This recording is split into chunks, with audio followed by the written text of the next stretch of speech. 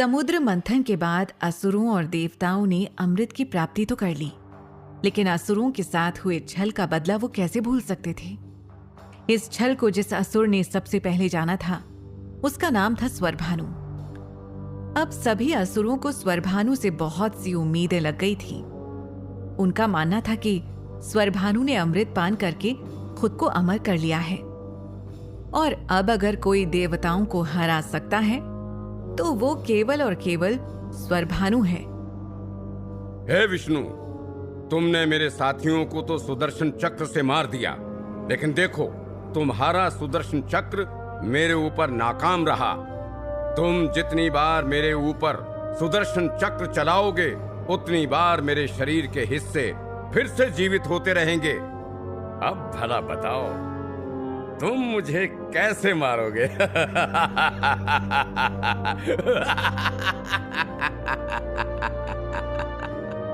स्वरभानु के मुख से ये शब्द सुनकर त्रिदेव चिंतित हो गए और ईश्वर भानु से पीछा छुड़ाने का उपाय सोचने लगे। जैसे ही त्रिदेव विचार विमर्श में डूबे, तो मौका पाकर स्वरभानु ने चंद्रमा और सूर्य को अपने मुंह में डालकर निगलना चाहा।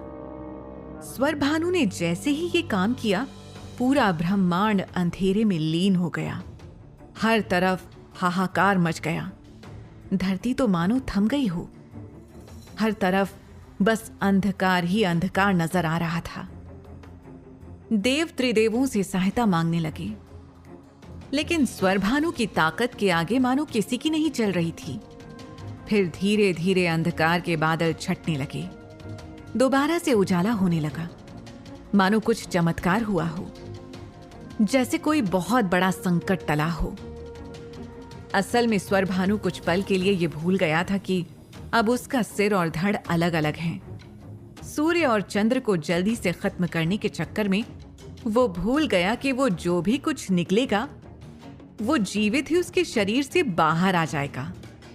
उसको अपनी इस मूर्खता का एहसास तब हुआ जब उसने निगले हुए सूर्य और चंद्र को दोबारा अपने सामने जीवित पाया। आखिर ब्रह्मांड से खतरे का साया दूर हुआ, लेकिन उस दिन इस पृथ्वी को 2 नए छाया ग्रह मिले। ये छाया ग्रह थे राहु और केतु। स्वरभानु का सिर राहु बना और धड़ केतु कहलाया।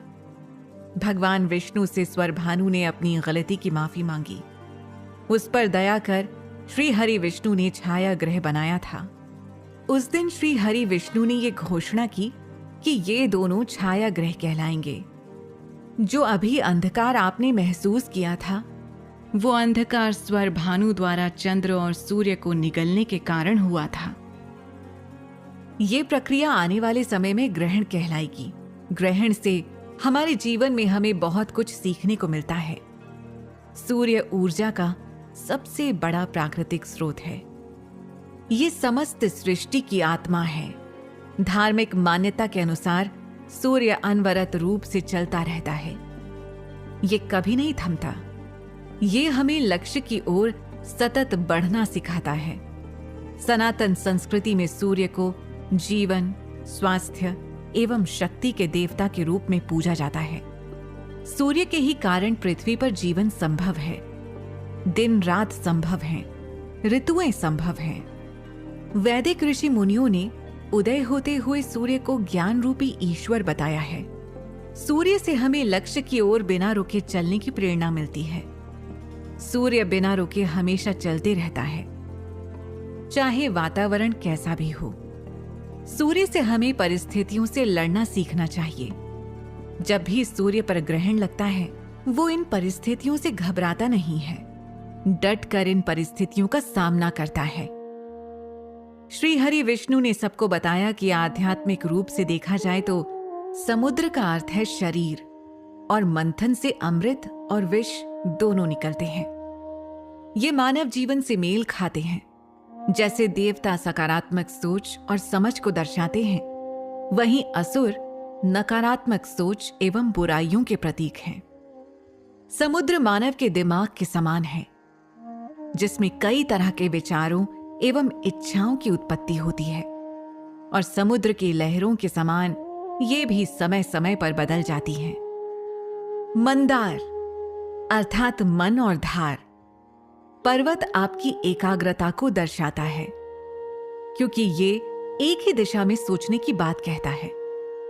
इस प्रक्रिया में मैंने कूर्म अवतार इसलिए लिया क्योंकि अहंकार को हटाकर समुद्र मंथन का सारा भार अपनी पीठ पर लेंगे तो सब कुछ संभव है। ऐसे ही हमें भी अहंकार को हटाकर सबके हित में अथवा एकाग्रता की राह पर चलना चाहिए। विष या हलाहल जीवन से जुड़े दुख और परेशानियों का प्रतीक है। विष को पीने वाले महादेव बाधाओं को दूर करना सिखाते हैं। मोहिनी यानी ध्यान का भटकाना, जो हमें हमारे लक्ष्य से दूर करता है। अमृत हमारे लक्ष्य यानी जीवन के सार को दर्शाता है। मंथन के दौरान पाई जाने वाली वस्तुएं सिद्धियों की प्रतीक हैं। ये सिद्धियां भौतिक सुख दूर करने के बाद प्राप्त होती हैं।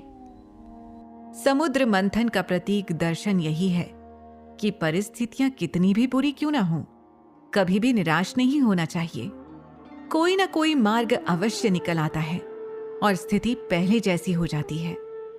अमृत कलश की उत्पत्ति के बाद धरती पर फिर से सब कुछ सामान्य हो चुका था। सब लोग अपने अपने लोकों में वापस जा चुके थे, लेकिन असुर और देवताओं के बीच में चलने वाली रंजिश कभी भी खत्म नहीं हुई। भगवान की सहायता लेकर देवता असुरों को पछाड़ ही देते और असुर हमेशा छल और कपट से अपनी शक्ति हासिल करने की सोचते। असुरों और देवताओं की लड़ाई आज तक चलती आ रही है। पहले समय में असुर और देव अलग अलग शरीर में वास किया करते थे, लेकिन युगों के बीत जाने पर आज एक ही व्यक्ति के दिमाग में अच्छाई और बुराई दोनों वास करते हैं। समझना हमें है कि हम अपने अंदर की अच्छाई को बाहर लेकर आते हैं या फिर उस अच्छाई पर बुराई को जीतने का मौका दे देते हैं।